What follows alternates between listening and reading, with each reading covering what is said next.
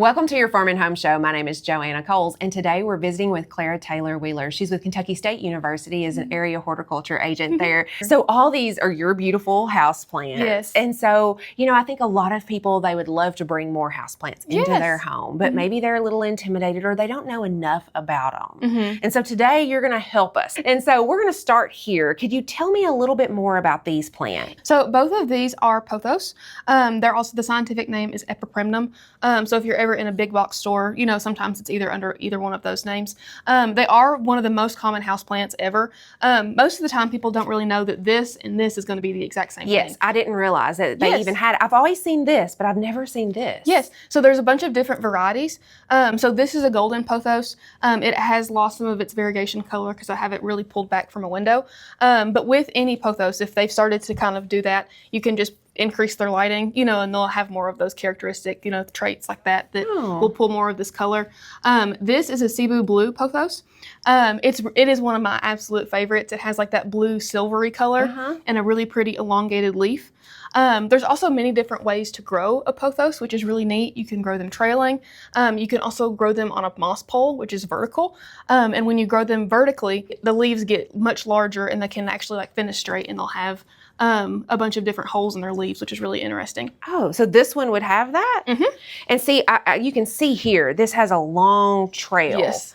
Right? And so is it recommended just to let them continue to trail, or do you need to shape them or prune them? I personally prune mine all the time. Not necessarily intentionally, but I like to share my plants. So when I'm sharing my plants, I'm cutting them from the bottom. And I also like to do that because then it prioritizes growth from the top. So it makes the top much bushier, and prettier instead of having like one long Pothos strand. I've cut on this one even a million times, and that's why it's so bushy at the top and not very long. Just so it kind of compacts space. You propagate these by stem cuttings. So I can just hold up an example here. So all you would do is just cut this as far back as you want. And on each side of this little petiole, there's a little node there or an aerial root, and you can just cut that and put it in water and it'll root. How hard are these to take care of? Not hard at all. They are so simple. Honestly, I hate to admit it, this one I forget about most of the time. It has gone through a lot of neglect. I probably at one point, it might not have been watered over a month. Oh. And it's fine. There you go. And it's fine. So low maintenance. This Very would definitely be low maintenance. Yes. The only thing that I really would recommend is putting it in light. Most people think, as we have mentioned before, that low light, means no light, but they do need more light than you would think. But watering regularly, fertilizing, I fertilize maybe once every 2 to 3 waterings. How do you fertilize? With like a liquid something in liquid form? I fertilize with a liquid soluble fertilizer. Okay. And what about the container for these plants? Does it matter about the container and the container size? With a really large plant like this, I do try to opt for like a plastic pot, just because it will be so much lighter than terracotta or ceramic or something that can really hold a lot of weight. But the most important thing is to look for a drainage hole. As long as there's drainage on the bottom of the pot, then you'll be fine. Okay, because they don't like wet feet then. Yeah, so we want something that will drain, and then we water them just when the soil gets dry.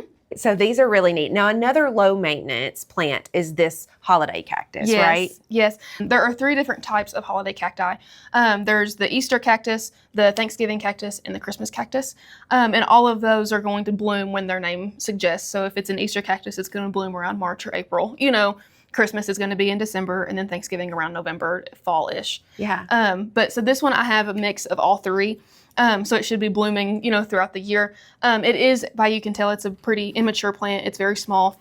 So it's not giving me any blooms yet, but I just got it recently. So I'm hoping, this year will be the year for blooms. Yeah, and that's kind of neat because a lot of times you have one and you only get one flush of blooms. But with having all 3 in one pot, it'll kind of bloom most of the year. Yeah, they do want to be treated more like a tropical plant than a cactus. So they can withstand longer periods of drought, more than like this plant could. This plant or a peace lily might just completely droop over during long periods of drought. They can tolerate it, but they do prefer to be treated more like any of these plants here, where you're watering consistently. Okay. So I treat this plant like a tropical plant rather than a cactus. And it's doing pretty good. It's got all kinds of these little new leaves on here. They're the light green. That's all new growth. But I do try and water about once a week to once every 2 weeks. We appreciate you watching the Farm and Home Show and hope you have a great day.